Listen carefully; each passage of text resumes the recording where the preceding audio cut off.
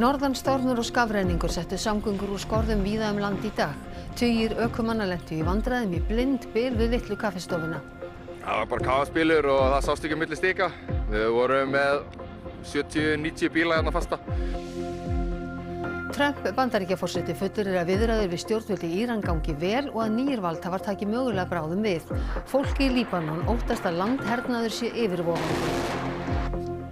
Innflytjendamál hafa verið í brennidepli fyrir þingkosningar í Danmörku á morgun. Frambjóðendur hafa gert sitt ítrasta til að heilla óákveðna kjósendur, til dæmis með matargerð. Formaður Bændasamtakanna segist ekki sjá hin stóru gullnu tækifæri í Evrópusambandinu en segir samtökin ekki leggjast gegn þjóðaratkvæðagreiðslunni. 7 af hverjum 10 þingfulltrúum á nýsettu búnaðarþingi eru karlar. 8 fengu afhenta lykla að nýjum heimilum í íbúðakjarna fyrir fatlað fólk á Sólvallagötu í dag. Sér íbúðir eiga að tryggja að fatlaðir njóti einkalífs til jafns við aðra.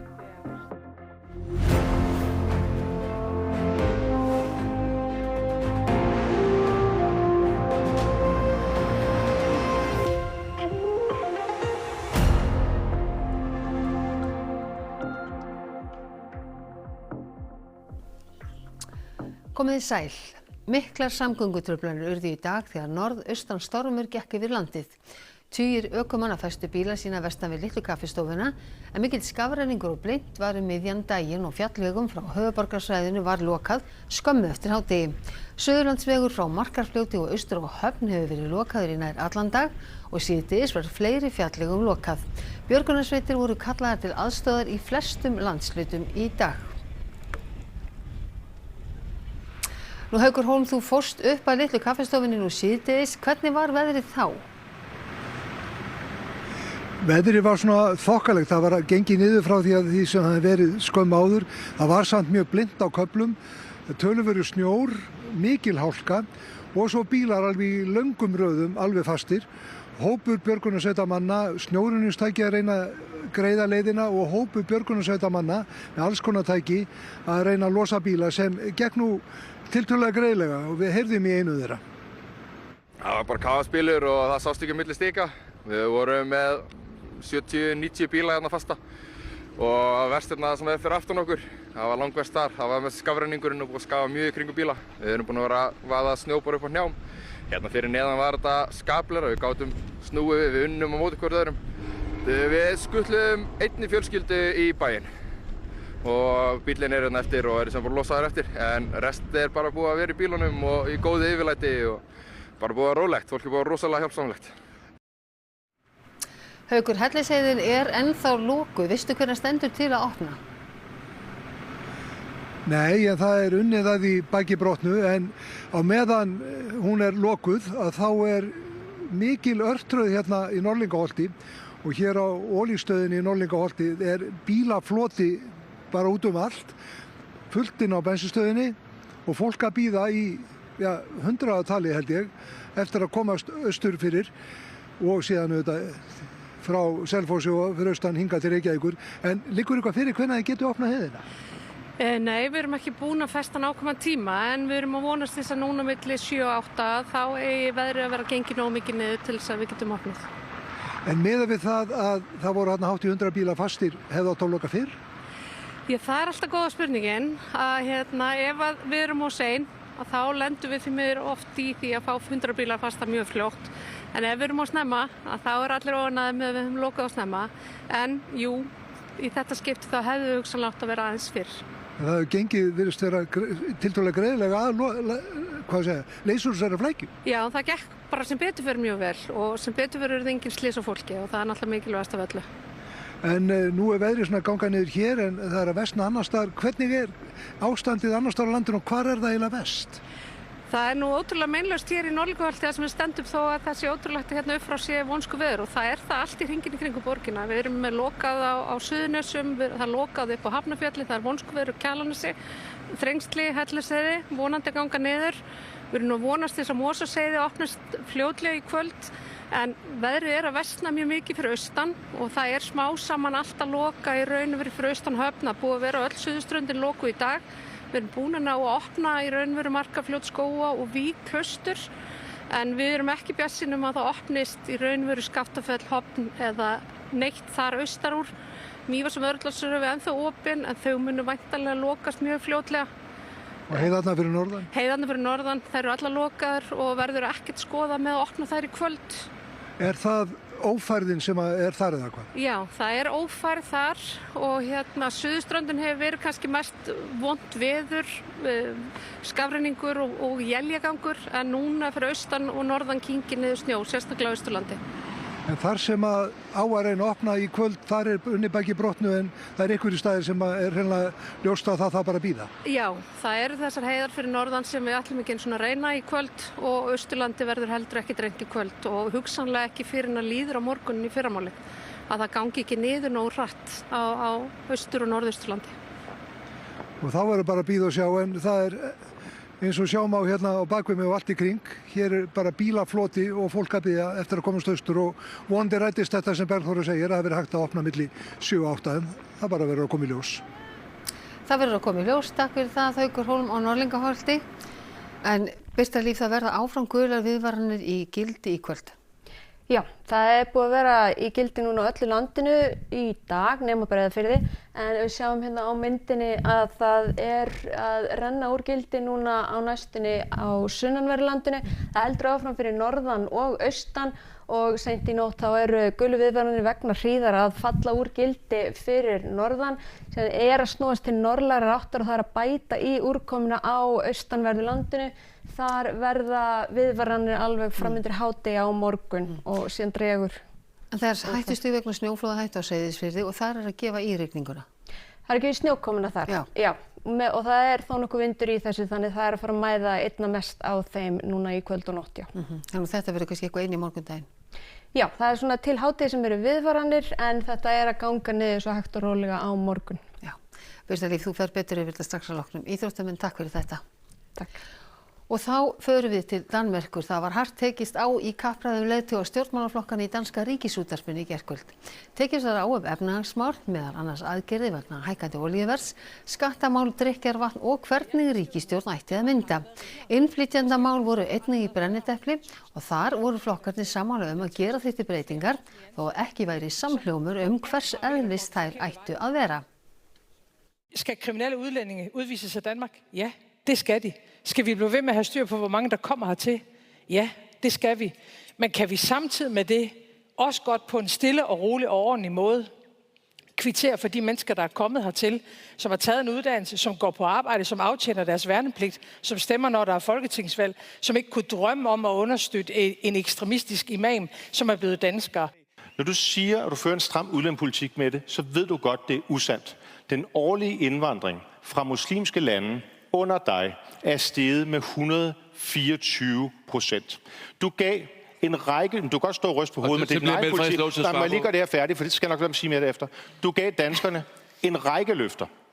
Du vil lukke ned for muslimske friskoler. Du vil stoppe overførsler til moskéerne. Du vil lægge et loft over ikke-vestlig indvandring. Du vil åbne et udrejsecenter i Rwanda. Jeg kunne blive ved, og det er bare ikke realiseret. Hallgrímur Indriðason fréttamaður í Kaupmannahöfn. Hvernig hefur kosningabaráttan verið og hafa innflytjendamálin verið stærsta kosningamálið? Það kannski spurning hvort það hafi verið stærsta kosningamálið en vissulega eitt af þeim stóru. Það er ýmislegt sem brennur á Dönum og þú nefndir nokkur á máluna hérna áðan. Þetta eru efnahagsmál, þetta eru aðgerðir gegn verðhækkanum og vörum og þjónustu og svo þessi mengun á drykkjarvatninu. En við ræddum við nokkra kaupmannahafnarbúa á förnum megi hér áðan og öll þessi mál brenna á þeim. En einn þeirra nefndi sérstaklega innflytjendamálin og sagði og svona taldi að stjórnvöld hefðu ekki gert nóg til þess að taka á þeim. Ifølge Danmarks statistik er der kun 10% muslimer, som gifter sig med en dansker. Og hvis man ikke gifter sig med en dansker, eller med en islænding, eller med en nordmand, eller med en tysker, så er der heller ikke nogen integration. Men vi ved, at muslimer aldrig har giftet sig med folk, der ikke er muslimer. Det har vi 1400 års historisk evidens for. Når politikerne ikke vil tage den her befolkningens virkelige problemer alvorligt, og den her indvandring, så ved jeg ikke, om det betyder noget, hvor man sætter sit kryds. Men i Danmark har vi jo selvfølgelig nogle politikere, som modsat mange andre europæiske lande, alligevel taler mere om indvandring end mange andre steder, ikke? En ting, som i øvrigt bekymrer mig meget, det er værnepligt for piger, for kvinder. Hvad er fra din side de vigtigste sagerne i folketingsvalget? Fra min side, så tror jeg, at det er prioriteten af velfærdssamfundet og klimaet. Troels Lund Poulsen, han har ikke, altså jeg synes egentlig, han har gjort det meget godt, men altså han er ikke så populær, og så er der alt det med landbruget og det rene drikkevand, og det er jo også vigtigt. Og hvordan man behandler grisen. Der står han jo ikke så stærkt. Som. Jeg tror, at hvis man vil have en stram udlændingepolitik, hvilket rigtig mange danskere vil, så skal man nok sætte et blåt kryds i morgen. Jeg synes, det lige for øjeblikket handler det mest om, hvem de vil pege på som statsminister. Jeg hører, at det er det, der bliver fokuseret meget på, deres diskussion omkring det, frem for mærkesagerne, synes jeg. Þetta var fólk á förnum vegi hér í Kaupmannahöfn en það eru auðvitað stjórnmálamennir sem þetta snýst og þeir reyna að ná hylli kjósenda. Við ræddum við einn frambjóðanda, Móniku Rubín, sem þingmaður Moderaterna. Við ræddum reynda líka við hana fyrir tæpum 4 árum þegar hún bauð fram í fyrsta sinn, hafði fram að því starfað sem læknir.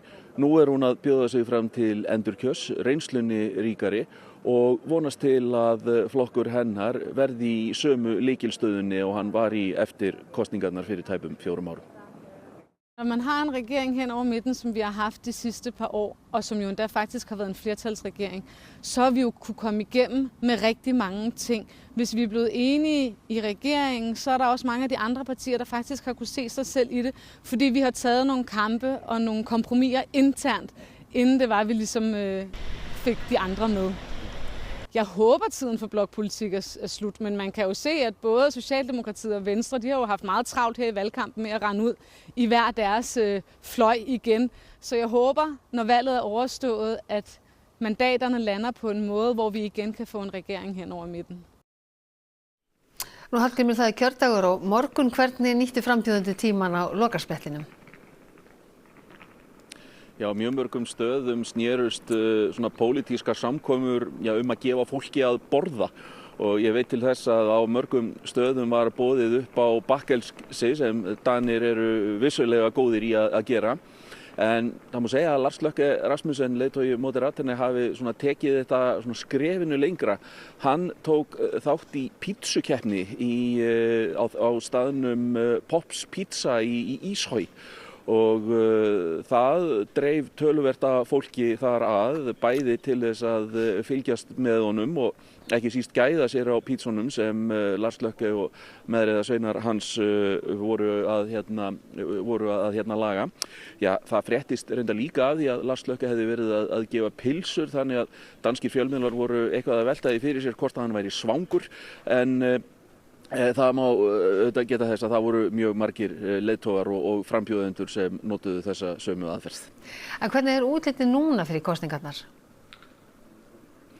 Já, kannanirnar svona gefa ákveðnar vísbendingar og setja flokk Moderaterna, flokk Lars Løkke í svona ákveðna lykilstöðu, en það sem svona flækir þetta máli að þó að það komi í ljós annað kvöld eða aðra nótt hvernig þingið verður skipað, þá svarar það ekki spurningunni hvernig ríkisstjórn verður skipuð að loknum kosningum eða mynduð að loknum kosningum. Og Christian Clement Kjærsgaard, þáttastjórnandi hjá Danmarks Radio, gerði þetta að umtalsefni í viðtali sem Birta Björnsdóttir fréttamaður tók við hann í dag. Hann nefndi það að þessi kosningabarátta hefði verið margt óvenjuleg og margir kjósendur væru óákveðnir. Jeg har en fornemmelse af, at det her har været en underlig valgkamp og en sær valgkamp. Det, der jo skete for 4 år siden, var, at vi havde en valgkamp, som var usædvanlig, som gav en usædvanlig regering. Ikke?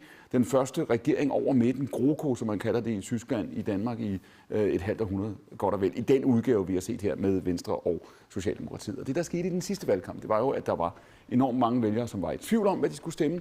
Der var enormt mange, der besluttede sig i sidste øjeblik, må man tro. Og så var der også mange, der fortrød efterfølgende, hvad de havde stemt. Så denne gang tror jeg, for en måned siden, hvis du spurgte eksperterne, det gjorde vi jo, og spurgte os andre, og det var der også nogen, der gjorde, så ville vi alle sammen have sagt, at det her det bliver kaotisk, og det bliver vildt og voldsomt osv. Så har vi jo så haft, hvilket jo så er en overraskelse i sig selv, en valgkamp, hvor det ser ud som om, vi ved det jo ikke endnu, fordi der er ikke, altså det først i morgen, men det ser ud som om, at der slet ikke er sket de samme skift.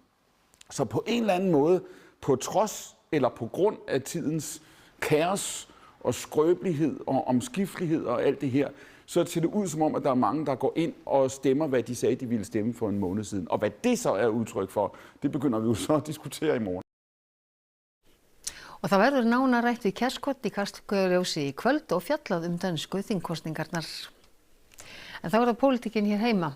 Forsætisráðherra segir enga stóra aðgerðapakka væntanlega til að kveða niður vexti og verðbólgu. Stærsta einstaka aðgerð ríkisstjórnarinnar verði kynnt síðar í vikunni þegar fjármálaáætlun verður opinberuð þar sem reka og hallalausan ríkissjóð. Það sem þurfi til að kveða niður verðbólgu sé samstillt átak ríkis og aðila vinnumarkaðarins og það samtal sé nú í gangi. Þetta kom fram í svari forsætisráðherra við fyrirspurn formanns Sjálfstæðisflokksins á Alþingi í dag. Hvaða aðgerðir ætlar ríkisstjórnin að kynna nú þegar til að styðja við verðbólgumarkmið Seðlabankans, verja kjarasamninginn í landinu og sýna í verki að hún ætlar loksins að bera einhverja ábyrgð. Við tökum stöðunni alvarlega en við erum ekki að fara á taugum. Við erum ekki að kynna ófjármagnaða kjarapakka eins og komi hér trekk í trekk í síðustu ríkisstjórn. Gerði það verkum að hér tókst ekki að ná hallalausum fjárlögum. Það er ekki auðvelt. Það er ekki auðvelt að ná hallalausum fjárlögum. Enda hefur það ekki gengið í áraraðir. Og þið verður á þessum nótum í Silfrinu hér á eftir Sigríður Hagalín. Jú, bæði stjórnmál og efnahagsmál koma við sögu.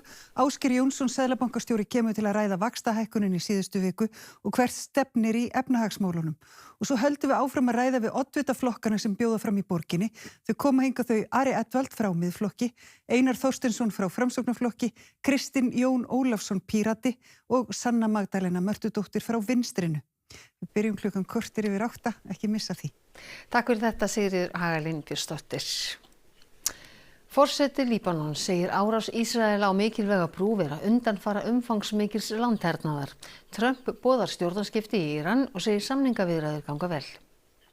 Trump hafði hótað hörðum árásum og orkuinnviði Írana á miðnætti myndu þeir ekki opna Hormúsund. Hann tilkynnti síðan í dag að viðræður við Írana gengu vel og því myndi hann fresta þessum árásum 5 daga. Stjórnvöld í Íran kannast þó ekki við að slíkar viðræður hafi farið fram. Þá sagði Trump að stjórnarskipti í Íran væru í farvatninu. Nær allir í núverandi ríkisstjórn hefðu verið drepnir. But we're dealing with some people that I find to be very reasonable, very solid. The people within know who they are, they're very respected. And maybe one of them will be exactly what we're looking for. Ekkert lát á árásum Ísraelshers á Líbanon. Hann sprengdi í dag mikilvæga brú og aðra innviði í suðurhluta landsins og segja ráðamenn í Ísrael það hluta af árásum gegn Hezbollah. Almenningur nýtir þessa innviði líka og þeir eru í eigu ríkisins.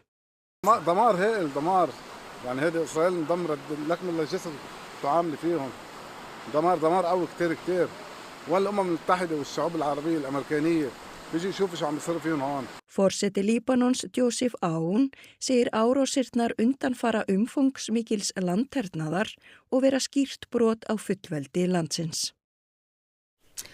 Kveikt var í 4 sjúkrabílum í norðurhluta Lundúna í nótt. Í kveikjan er rannsökuð sem hatursglæpur því bílarnir voru í eigu samfélagsþjónustu á vegum gyðinga sem veitir íbúum í Golders Green hverfinu heilbrigðisþjónustu þeim að kostnaðarlausu. Á eftirlitsmyndavélum sjást 3 grímuklæddir menn ganga að bílunum og kasta eldsprengjum þar inn. Öflug sprenging var stuttu síðar þegar gaskútar í bílunum sprungu og töluvert tjón varð á nærliggjandi íbúðum. Formaður Bændasamtaka Íslands leggur áherslu á mikið samstarf við stjórnvöld bæði hvað varðar nýja búvörusamninga og hagsmuni landbúnaðarins gagnvart ESB-viðræðum ef til kæmi. 3 daga búnaðarþing var sett á Hótel Natura við Reykjavíkurflugvöll fyrir hádegi að viðstöddum þingfulltrúum og gestum. Skammt er í að 1 árs framlenging búvörusamninga verði tilbúin. Þeir kosta ríkissjóðum 20 milljarða króna á ári. Og framundan eru viðræður nýjan samning. Það eru ljóst að áskoranirnar sem sem eru framundan í landbúnaði og sannarlega ekki sér íslenskar en einhver sér áskoranir sem lúta að kynslóðaskiptum, sem lúta bara að almennri afkomu bænda og síðan áframhaldandi vinnu við að tryggja hér fæðu öryggi. Ég gerir mér nú væntingar að það verði ekki farið inn eina kollsteypur á núverandi kerfi. Rétt eins og ráðherra hefur sjálf rætt að það sé kannski ekki skynsamlegt að fara í kollsteypu. Við erum bara með gríðarlega sterka og mikilvæga atvinnugrein og höfum alla burði til að vinna þetta mjög vel. Bændasamtökin leggjast ekki gegn þjóðaratkvæðagreiðslunni 29. ágúst áframhaldandi aðildarviðræður við Evrópusambandið. Hins vegar segir formaðurinn að samtökin slái ákveðna varnagla. Og við erum bara að segja við stjórnvöld ef það verður niðurstaða þjóðarinnar að fara í áframhaldandi viðræður. Þá verður þau að vinna það með okkur og skoða það með okkur hvernig við getum best að grunngildum landbúnaðarins. Eins og tollarnir og fleira. Eins og til dæmis tollarnir, já. Það eru bæði áskoranir en að mínum mati fyrst og fremst tækifæri en það eru auðvitað alveg hárrétt skilaboð hjá Trausta, formanni Bændasamtakanna, að við þurfum að vinna þetta saman. Og ég bind auðvitað vonum við það að þjóðin vilji skoða hvað þarna í boði og hverju við náum fram og hvernig við bætum íslenskt samfélag. Og eins og ég hef áður sagt, þá erum við ekki búin að koma auga á hinn stóru gullnu tækifæri en við vinnum vinnuna og sjáum hvert þetta leiðir okkur. Sameinuðu þjóðirnar helga konum í landbúnaði árið 2026 með því á að vekja athygli á mikilvægum hlut kvenna í landbúnaði sem oft vanmetinn. Samkvæmt opinberum tölum búfjáreigendur 591 lögaðili, 1359 karlar en aðeins 368 konur. Varaformaður Bændasamtakanna fjallaði konur í landbúnaði á búnaðarþingi í dag. Konur eru í minnihluta í trúnaðarstöðum hjá Bændasamtökunum. Við eigum alveg svolítið í land. Ég sjálf hef aldrei upplifað annað en stuðning frá þeim karlmennum sem ég hef unnið með. En þær eru ennþá í miklu minnihluta í stjórnum og sem formenn. Hvað standa konur höllustum fæti í landbúnaðarstétt?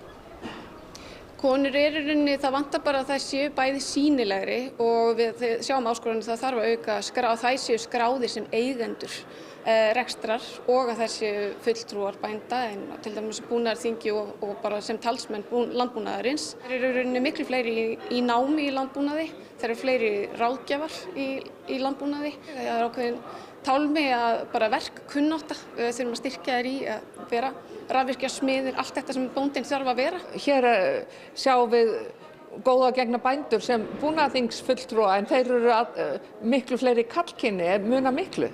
Já, þeir eru 70% af þeim sem að koma hér og funda málefni landbúnaðarins. Nýr íbúðakjarni fyrir fatlað fólk var opnaður á Sólvallagötu í Reykjavík í dag. Þangað flytja 8 einstaklingar úr sambýlum í sérbúðir. Hérna herbergið þitt? Já. Hvað hefur búið hérna lengi? 20 ár. Já, það aldeilis langur tími. Já. En nú komið að því að Fríða flytji í langþráða séríbúð á Sólvallagötu. Ertu búin að pakka í nokkra kassa? Já.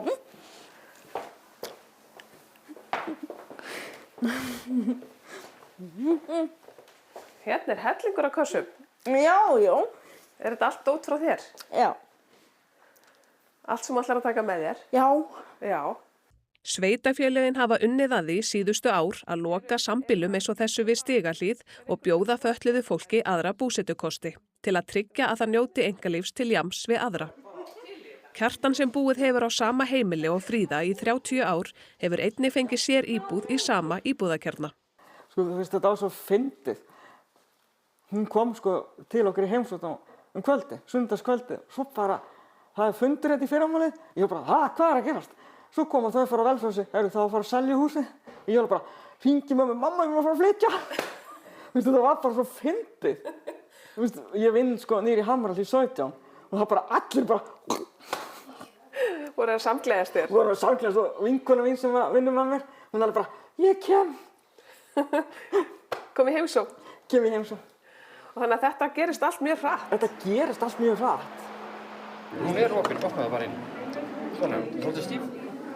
Jæja. Já. Nýja íbúðin? Já. Til hamingju? Takk. Falleg íbúð? Já. Hvernig líst þér á? Bara fínt. Hérna eldhúsið? Já, þetta eldhúsið. Virkilega falleg eldhúsin þetta? Já, þetta mjög flott. Vá. Stórt eldhús? Já. Fullt af skúfum? Fullt af skúfum. Áttu nóg að dóti í þessar skúfur? Já. Hver heldur að vera uppáhaldsstaðurinn þinn í íbúðinni? Þessi? Já. Þetta er svona eiginlega stofa? Já. Þú að hafa eitthvað sófa þarna? Já. Einmitt. Og horfa á þetta fallega tréð út Já. Og nú ætlum við að vita hvað ber hæst í íþróttum kvöldsins. Bandaríski hlauparinn Cooper Lutkenhaus varð í gærkvöld yngsti heimsmeistari sögunar í frjálsíþróttum. Breskar konur áttu frábært kvöld þegar hafa mennanús í frjálsíþróttum lauk. Hestar og knapar þurftu að slást við snjókomu og krefjandi aðstæður í meistaradeildinni hestaíþróttum. Og 40 ár þessar mundir frá því Pétur Guðmundsson spilaði fyrir Los Angeles Lakers í NBA-deildinni körfubolta. Þetta og fleira í íþróttum hér eftir fréttir. Og það var helst í þessum fréttatíma að norðan stormur og skafrenningur settu samgöngur úr skorðum víða landi í dag. Tugir ökumanna lentu í vandræðum í blindbyl við litlu kaffistofuna. Trump Bandaríkjaforseti fullyrðir að viðræður við stjórnvöld í Íran gangi vel og að nýir valdhafar taki mögulega bráðum við. Fólk í Líbanon óttast að landhernaður sé yfirvofandi. Innflytjendamál hafa verið í brennidepli fyrir þingkosningar í Danmörku á morgun. Frambjóðendur hafa gert sitt ítrasta til að heilla óákveðna kjósendur, til dæmis með matargerð. Formaður Bændasamtakanna segist ekki sjá hin stóru gullnu tækifæri í Evrópusambandinu en segir samtökin ekki leggjast gegn þjóðaratkvæðagreiðslunni. 7 af hverjum 10 þingfulltrúum á nýsettu búnaðarþingi eru karlar. 8 fengu afhenta lykla að nýjum heimilum í íbúðakjarna fyrir fatlað fólk á Sólvallagötu í dag. Sér íbúðir eiga að tryggja að fatlaðir njóti einkalífs til jafns við aðra. Þessum fréttatíma að ljúka og það komið að íþróttum og veðri og svo það Kastljós og Silfrið. En við á fréttastofunni við ætlum að segja þetta gott að sinni. Verið sæl.